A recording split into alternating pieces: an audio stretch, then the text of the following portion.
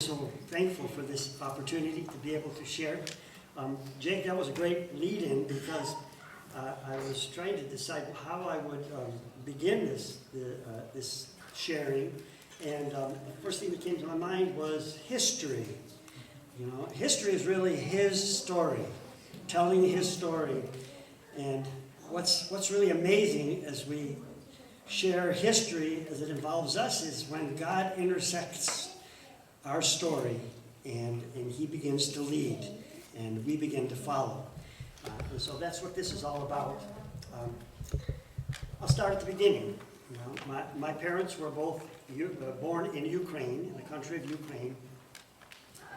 My dad was born close to the Romanian border, and my mom was born near the city of Lviv, which is in just at the base of the Carpathian Mountains. My dad's father was taken away by the Soviets, and they never saw him again, so it was just him and my grandmother, his mother. My mother's mother died when she was 3 years old. Her dad raised her. Her brother became a freedom fighter, and he was captured, and the whole family was exiled to Siberia. My mom escaped only because she was staying with her aunt, and somehow, due to the kindness of a Russian officer, she was spared. And so her sister also was married and wasn't in the homeless. She also was spared. My mom and dad experienced the Holodomor, which is the famine of Stalin. Some of you may have heard about that, where over 3 million Ukrainians were starved because they wouldn't submit to Stalin's collectivization, taking away their farms and putting them into a collective system. When the soldiers were told to surround all of the villages of the Ukrainian people that refused to follow the Soviet system, Stalin told them to take away 80% of their food. And when they still wouldn't submit, he took away 100% of every bit of food in every village, and over 3 million Ukrainians perished. They also lived through the Soviet system, the communist regime. They lived through when the Nazis came through and took over parts of Ukraine as well, saw the terrorism of the Nazis. And after the war, as the war was coming close to the end, and the Soviets were coming back, they knew that it was time for them to flee.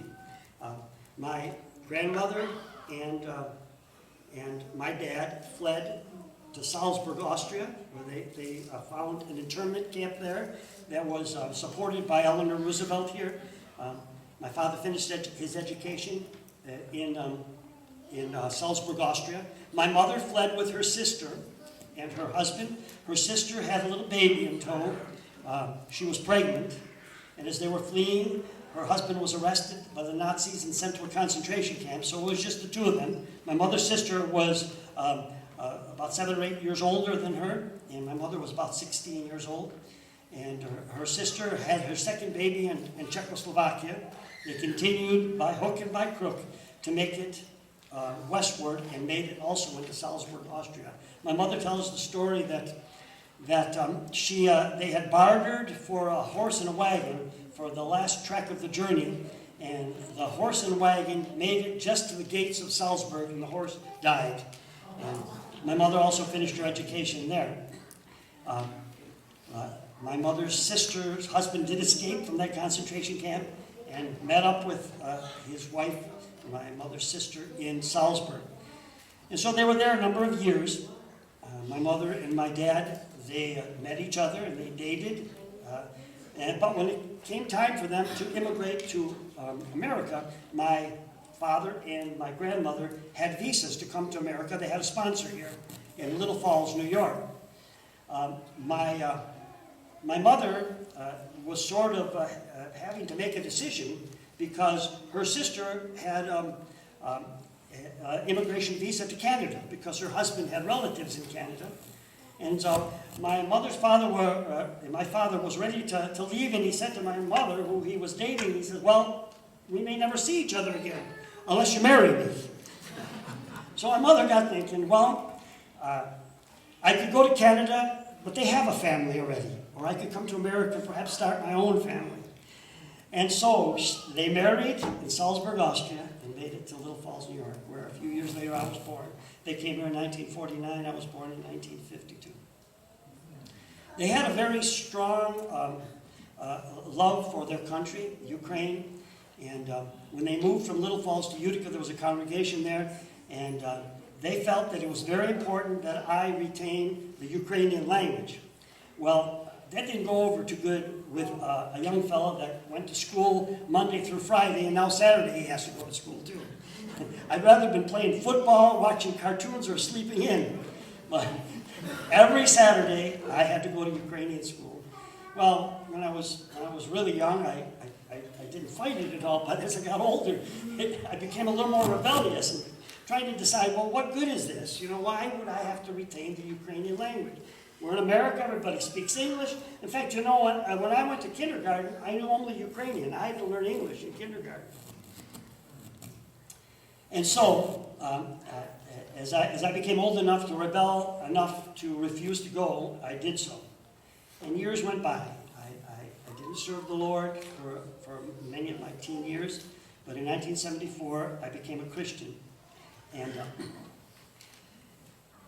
And it was in this church that I heard that the things were changing in Ukraine. President Gorbachev met with President Bush, the senior, and they discussed the persecuted peoples of the Soviet Union. And Bush convinced him that if you release those people, then we'll welcome them to our own country. And so at that time, there was a great exodus of Jewish and Christian people. And this church was, at that time, Rhema.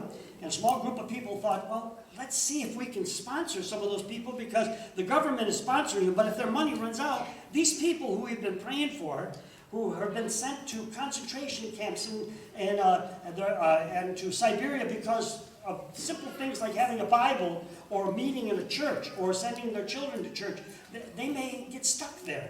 So let's do our part and let's sponsor a family.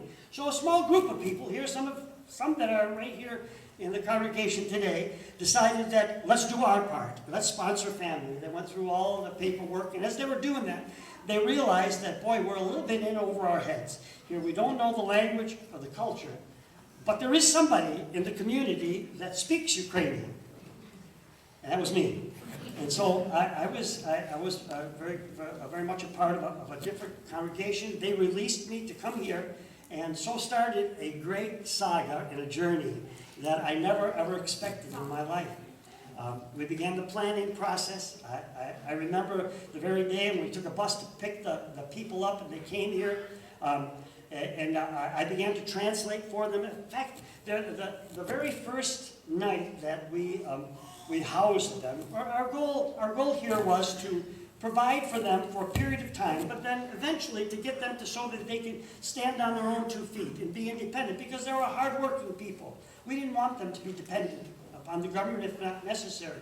So I remember them coming and settling in their little house on Elm Street, where Krop and Kim Yancey in their upstairs apartment. We settled them there. We bought them a pizza, and we left the pizza on the table there, and I translated to them, this is some food for you.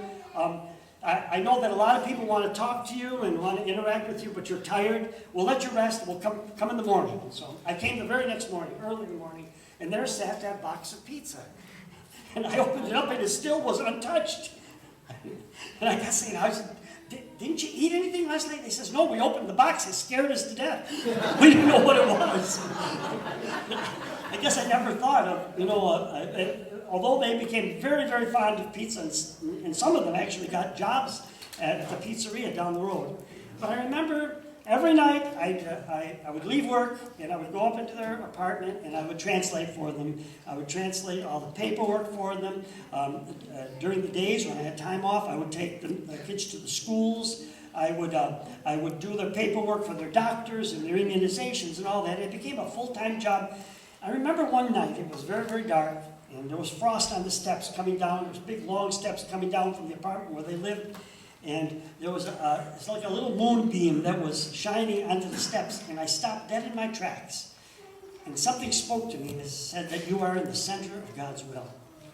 And all of a sudden I realized that all this happened, you know, from my parents coming here, making it safely, getting married, sending me to school, sometimes pulling me by my ear.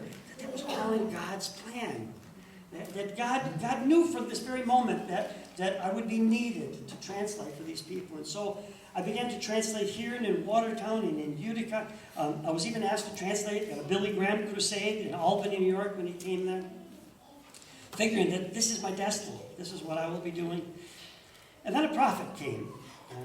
Just stood just about right here. And he called me forward. And he called Benny forward too. And he looked us in the eye, and he said, the first thing he said to me, he said, "Son, you will be returning to the land of your forefathers." And there was a long prophecy after that. And to my wife, he says, "You too, daughter, shall go. And your ministry will be to the women and the children." The thoughts just came flooding in my mind. I said, I have 8 children. I have no money. I just started a new job. I have no time. And what you're telling me I'm going to do there, I can't do there because they're still under a communist regime. That was in 1994. In the meanwhile, everything had changed in Ukraine. The Soviet Union fell apart. Reagan said, "Mr. Gorbachev, tear down this wall." And within a year of that prophecy, we were on Ukrainian soil. There were 4 of us. The pastor of the church at that time was Ben Clark. It was Tatiana Petrovich, who was one of the immigrants which we sponsored. They live in Salvi. In fact, we've just seen them just a week ago. And it was Bob Burrito, who owned the pizza place, who had such a great love for them and hired some of them as well. And myself. It was just the four of us in that group at that time. 2 70-pound suitcases each, filled with everything we could think of giving to the people. We were picked up at the airport, and not knowing where this little village of Parabrody was, it is as far as one can imagine at the end of the world.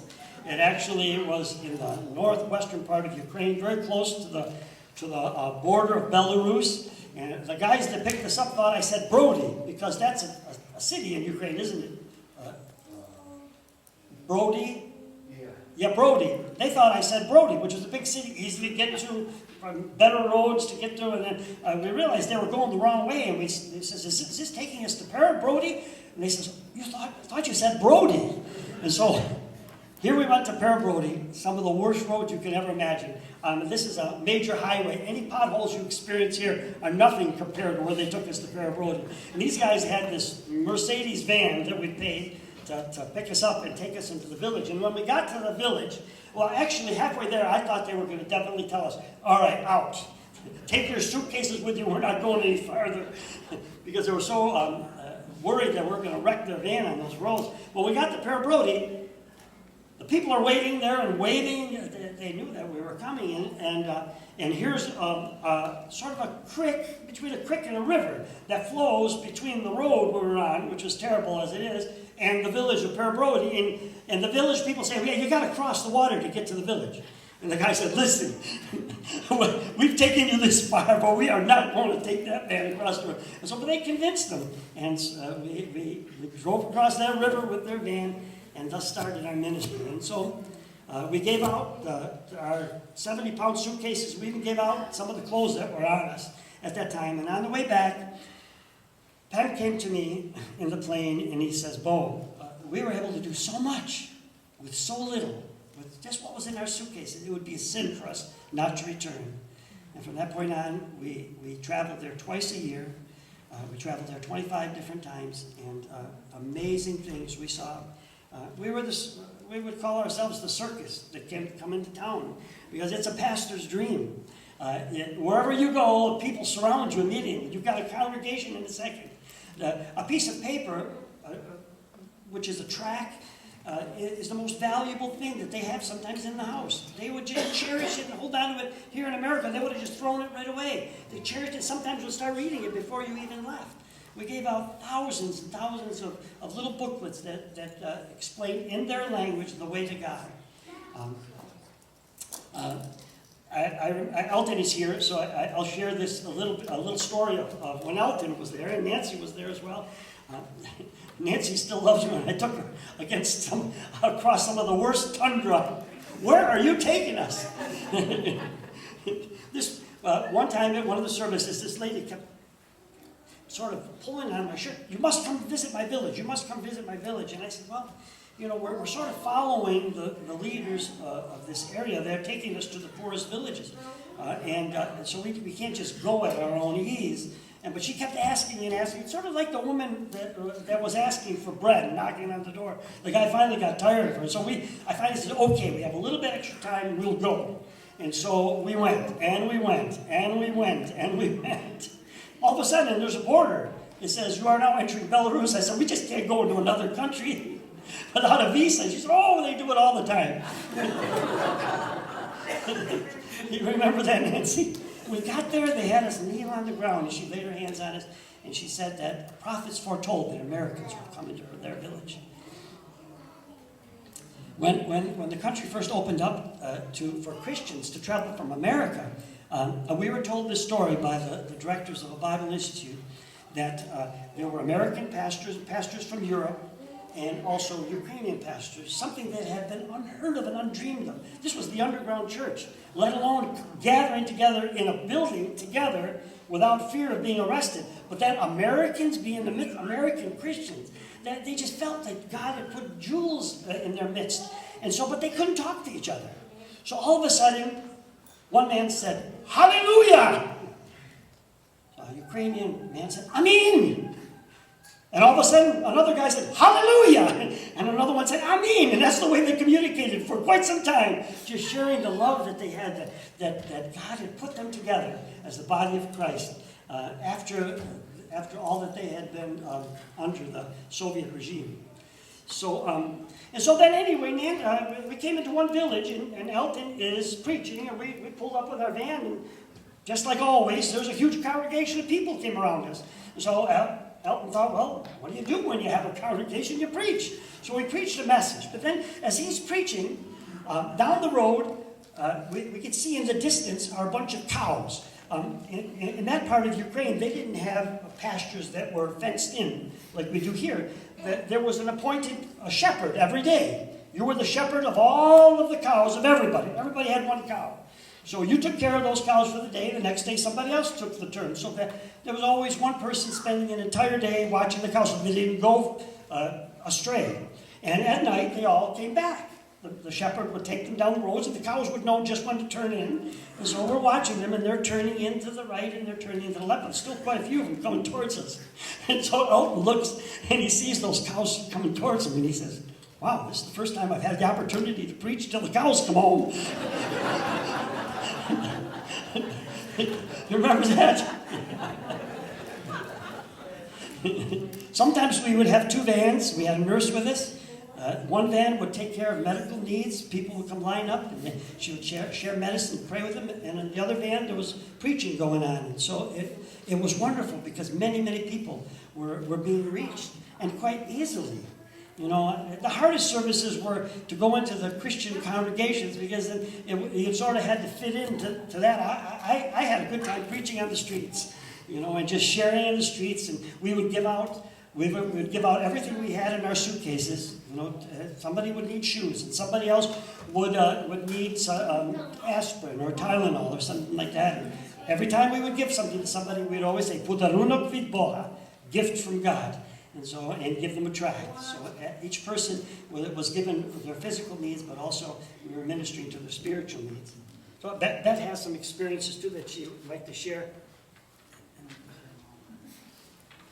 Parabrody was the name of the first place we went, and I call it our first love because that's where we really learned to get to know the people and love them. I remember after he took the first trip without me, and I told him he was never going again. But he did go one other time without me, but that was another story. Anyway, he brought pictures back from his first trip, and the whole time he was gone, I would pray. I mean, I didn't know what was going on, no phone calls. I had no idea what was going on. I finally called Heather Clark, and I said, I haven't heard from Bo yet. She said, oh, yeah, that's normal. Like, normal? But he's been gone for days. Well, you won't hear anything. There's no way of communicating from there. So I'm like, oh boy. So that drove me to my knees even more. But when he came back, we had the pictures developed, and he told me who the names of the people were. And the next time when I finally got to go, I said, oh, you're Vera. Oh, you're Larissa. And I was able to name the different people that were there, and they were like so impressed that I would know them. I said, I've been praying for you, and I still pray for them. I think of some of these people that we met, how they're probably fighting this war right now. Kind of sad. But one of the trips we took, we were given a lot of Bible materials, like flannel graphs, and from different churches. So there were pictures, like flannel pictures of biblical characters. And Penn and Bo and I had prayed together about who to give these to. And so that day, someone had come and just led me away. I went, and Bo and Pastor Penn went off somewhere else. And I met this really neat lady named Nadja. And I knew from her heart how much she loved children. She had children around her, and half of them weren't hers. And she said, I'm just praying, I want to be able to teach the children more. And I'm like, wow, this is the woman I'm going to give these materials to. Well, then I got sent to other homes all over the place. The ladies would grab me from one place to the next, and I had no idea what they were doing or where they were, and I wouldn't have been able to get back if I wanted to. I didn't know where I was. But we ended up back at the house later that afternoon, and Pastor Penn said, we found the woman who to give the materials to. And I'm like, no, I found one too. It was the same person, of course, because that's the way God is. God is good. We went to the end of Ukraine, like he said before, to Belarus. And on another trip, when we went there, they asked us if we would help them plant potatoes. And we're like, sure. We found out the women get the nasty jobs. We have to shuck the manure. I was trying to think of the right word. The manure into the different holes. Then we covered the holes a little bit, and they threw the potatoes in. And I thought, why are the women doing the nasty stuff? But that's just the way they do it there. So we went there and planted potatoes. And another trip after that, we got there, and they were telling us how their potatoes in this, what's it called, turf? Mm-hmm. Turf had caught fire in the woods, and they were worried that it was going to come and take their potato crop. And that's like taking their food for winter. And so they asked us, please pray that God will put the fire out. So we joined together and we prayed. And even while we were praying, we could sense a wind change. We could feel it. We were out on a porch. I remember it just like it was today. We could feel a wind change. And someone came yelling from the field saying, you won't believe what just happened. The wind just turned and it blew the fire out, blew itself out. Another time they had a drought for, I don't know how long, but it had been a pretty long drought. And we had a pastor from Adams, Lauren Widrick. And he had said, oh, look in the sky there. You see that? That's called a sundog. Well, I'd never heard of a sundog, but obviously it means, what he told us is it means a change in weather. And sure enough, he said, we better take our umbrellas. Well, nobody listened. And guess what? We were soaked to the bone when we got, but that was another prayer they had, is please pray for rain, and God provided the rain. We used to have a hard time getting into customs, and poor Bo, he had to put up with me. We'd get there and they would say, okay, you gotta unpack your suitcase and we need to take some of this stuff. I'm like, no, you're stealing from widows, you're stealing from orphans, and these are your people. Why would you do that? And they're like, well, we're just doing what we have to do. And I said, no, you can't take this. And honey, just let them take a little bit. We'll still have some. But it really irritated me that they would steal from their own people. I thought you would end up in a gulag. Well, Fiery. they took us into a back room and they said, we don't want to do this. We're only doing it because we have to do this. And then one of our team members got wise to their seeds. They took all the cabbage seed, they take all the carrots, all the cucumbers, the things that they really love. So he put these great big bins of all the seeds that they loved, and then on top he would put some beans. And then on the top of the bag, in Ukrainian, he would write fasola, which means beans. So nobody wanted them. They said, oh, that can go through. We don't need those. But underneath, as wise as serpents, harmless as doves, right? We also were able, I'm sure a lot of you remember that we're in the care groups, used to help us with containers. We were able to send, I don't know, 10, 12, maybe? I don't know about that many, but quite a few. Quite a few containers. 40-foot tractor trailers that the government gave us. I remember the Nash building was filled, every room was filled, where everybody helped us with that. One of the first trips we went, we got to see one of the containers opened while we were there. That was so thrilling. But another thing we noticed, one thing that was in that batch of stuff that you couldn't miss was a great big red snowmobile suit. And we saw this man going through the street carrying that red snowmobile suit over his shoulders. It was so funny. But we noticed it was all going just to the people from church that belonged in the church. And they believed that you gave to the house of faith first. And I do believe that's in the Bible. We tried to encourage them to use those things from the container as a missionary, as a tool, to help others. And I believe they grew into that. I really do. I don't know if you have it. I don't want to take all your time. Okay, I got to tell one more story because it's funny, and then I'll tell one more at the end. Easter Sunday. By the way, today is Easter Sunday in Ukraine. Today's Orthodox Easter, yes? I didn't know if you knew that, Pastor, when you asked us to share. But, yep, today's Easter Sunday in Ukraine. And you'd hear that all over the streets. And not just once when you said it, they'd say it, wasn't it 3 times? You'd say the same thing. But anyway, one Easter Sunday, my first Easter Sunday there, it's not like a service here on Easter Sunday. Their Easter Sunday service lasts 3, 4, maybe 5 hours even. I don't remember. It was forever. And not knowing the language, it seemed like forever. I only know a little bit. So they have these benches. They don't have comfortable backs, so they don't have cushions. And so they always put us up in the front. Like, I don't know why, but they did. So we were sitting on these benches. There was choir girls down on this end. I was here, and then Bo was sitting over here. And so I was trying to listen to him translate once in a while, but I was getting very sleepy. They were standing to pray, and then they would kneel to pray, then they would sit, then they would stand, then they would sit, then they would kneel. And I just had to keep up with what everybody was doing. Well, jet lag kicked in, and I fell asleep. I'm going to be honest. I felt my head going down. I knew I was falling asleep. I kept trying to stay awake, and over here telling me to stay awake. But all of a sudden, I felt myself catapulting. And that's because the ladies, I was falling. What happened? They all stood, and I was going to the ground. And then they realized what happened, and they all sat down, and I went up in the air. Well, then I started laughing. And that's a no-no over there. You don't laugh. Oh. She would laugh all the time, and I had to always apologize for her. Because they're very somber people. They've experienced so much hardship in their life. And joy was sort of missing somewhat. And so Betty would laugh, and they wouldn't laugh with her. So until about the 3rd or 4th journey, we're ready to leave. Betty starts laughing. I apologize once again. And they said, well, don't want to apologize. We've gotten used to it. In fact, we miss it when she's gone. So we would bring, as I shared, we would bring suitcases, and we saw miracles after miracles after miracles.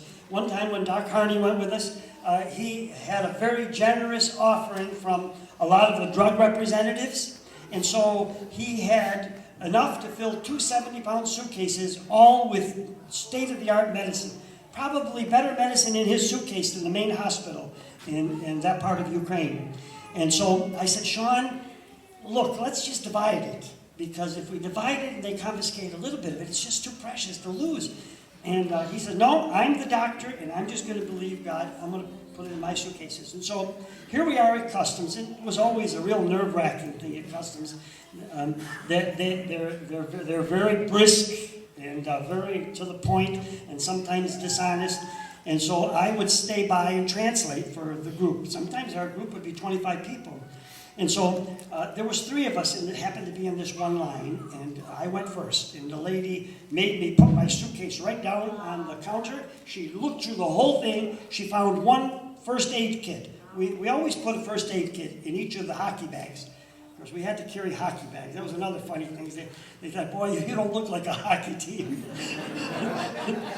But they were big enough to hold 70 pounds. So anyway, she looked through everything. She found one first aid kit. She said, is there any more medicine in here? And I said, no, that's all I've got is one first aid kit. And so the next person came by, and same thing. I translated, no, there's no more medicine. Well, here's Sean. He's 3rd in line. He's got 2 70-pound suitcases filled with nothing but medicine. And I'm sweating. As he comes through the line, he deliberately, without her even asking, he slams it on the counter, just like that. And she said, you can go. And he has the gall to say, aren't you going to check it? She said, I said you can go. Well, I'm just about pulling him out. All I could think of is if I had a cane, I'd put it around his neck, pull him away from there. We got every bit of that medicine. Another time we had 3,500 bottles of children's vitamins. The area where we administered initially was Zone 2, radiation zone from the Chernobyl nuclear accident. So there was still some danger of radiation there. Number one is it's uninhabitable. And so we learned that children who were sick, they need vitamins. And so we were able to acquire a lot of vitamins. Probably 3 or 4 of our suitcases were filled with vitamins. The lady is putting it through the x-ray thing, and all of a sudden the x-ray machine stops, and she comes towards me. I said, oh boy, this is going to be trouble. And she said, tell me you have candy in that suitcase. And I said, well, I have a large team here, and I know we bring candy for the children. I'm not sure that and she stops me, right? And then she says, tell me there's candy in that suitcase. So I'm getting the gist that she wants me to say that there's candy. She wants to protect me. So I said, yeah, there's probably candy in that. And so then she ran it all through. We were able to get all those vitamins through.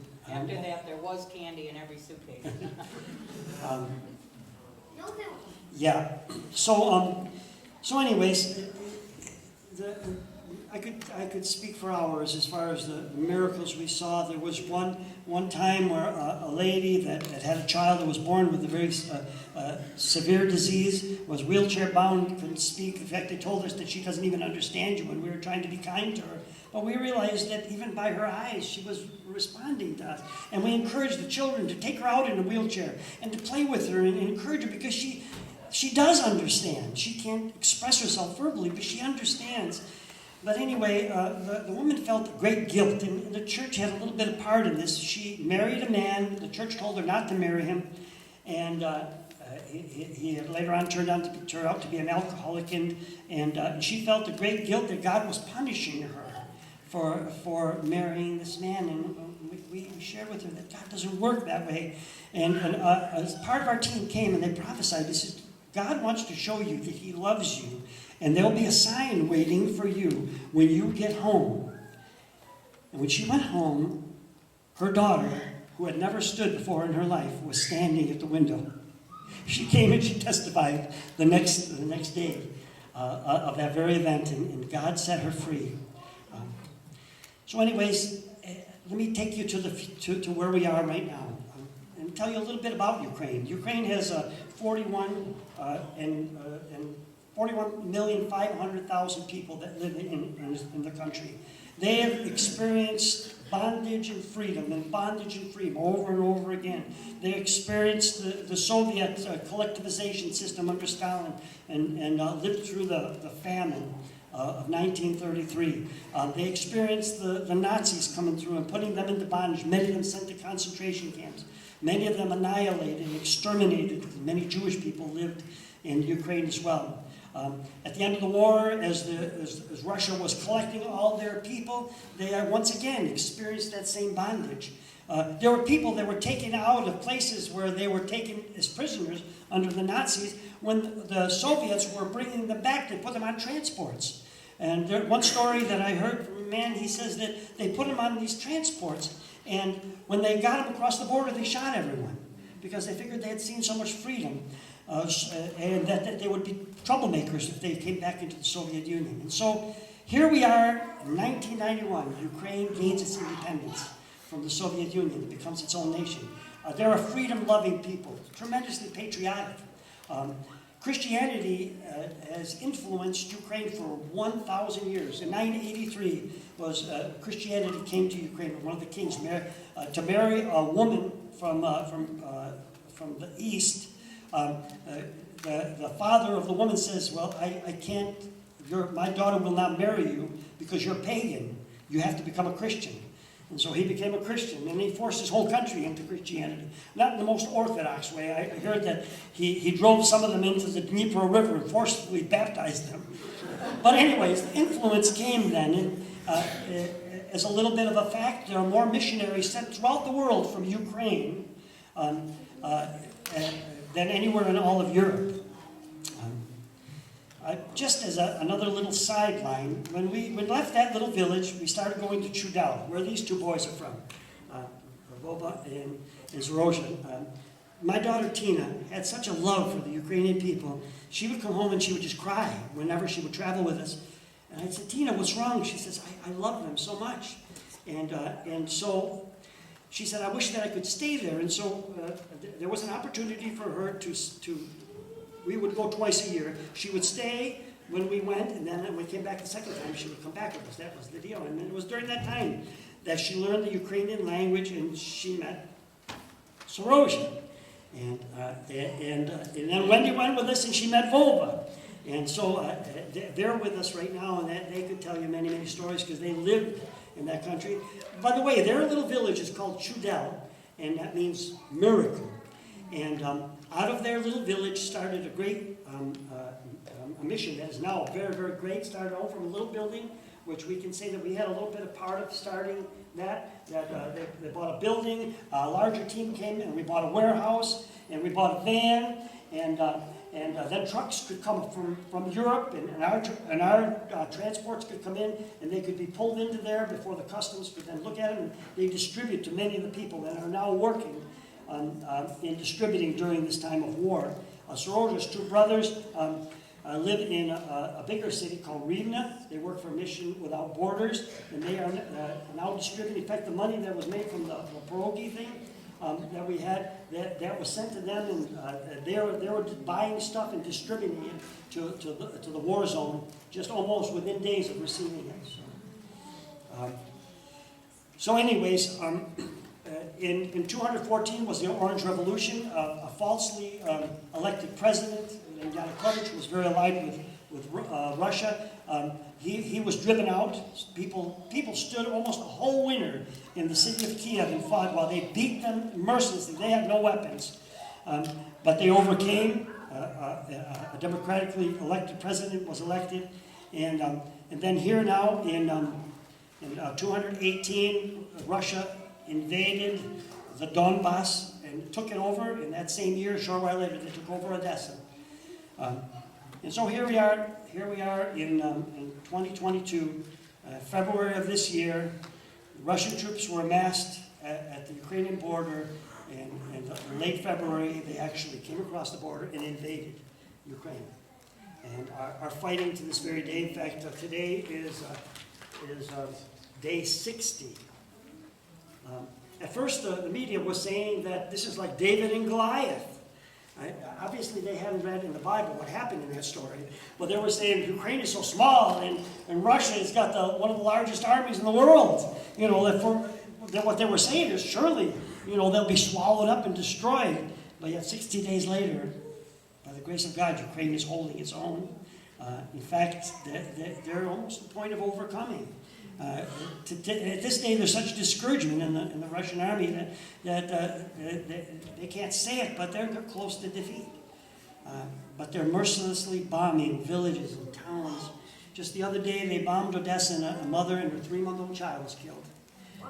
Thousands have killed in Mariupol, which are holed up in a little industrial complex underground right now, and they're holding the fort. Some people in the media are calling it the Alamo. But I don't think it'll turn out the way the Alamo turned out.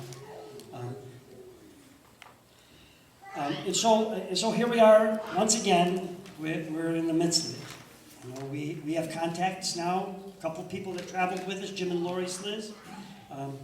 They started a little mission to the Roma people, which are the Gypsy people on the western part of Ukraine, taking care of orphan girls. And all of a sudden, because they were faithful in little things, God's given them a warehouse, and they, with their friend Rudolph, are a holding place for a lot of stuff coming out of Europe, and they're able to distribute into the war zone every day. Just today, they were going into some very dangerous spot. They said, yes, we know it's Easter, but this is something we need to do. Sorosha and Volva's brothers travel into very dangerous places every single day, also distributing goods. A fellow in Georgia who was ministering as a missionary in Russia. He is sending stuff out to a couple called Lilia and Volodymyr, who are pastors of a church in Dnipro, which is in another part of Ukraine. But I'm saying that all because the church is is mobilized. The church had been growing strong, even through the communist days. They were underground. And then they were prepared for whatever God had for them. Even during the Orange Revolution, they were taking people in that were battered and beaten in Kiev. And here now another opportunity. And it makes me think that, is this maybe a looking forward to what might be for us as the church? Are we ready? What if the day should change? Just like the end of February, all of a sudden their lives changed. They're changed. The church could have retreated, but actually I'm hearing reports over and over again. Instead of retreating, they're going into those zones. And they're not just sharing humanitarian aid, they're sharing the gospel. And are we as a church also, are we ready? Because it could happen here. Anything could happen here. If we were to fall into turmoil, are we ready to share what we have of our goods and to share the gospel? And I believe that God is speaking to the church today. Now is the time. It was something we shared in Sunday school, and something that, as we sang, I also thought of that over and over again. Ukraine is a small country, but I believe it's a God that they serve that holds them and strengthens them, and that's why they're overcoming. It's almost like Elisha. If you remember Elisha, they were overcome by the armies that were coming against them.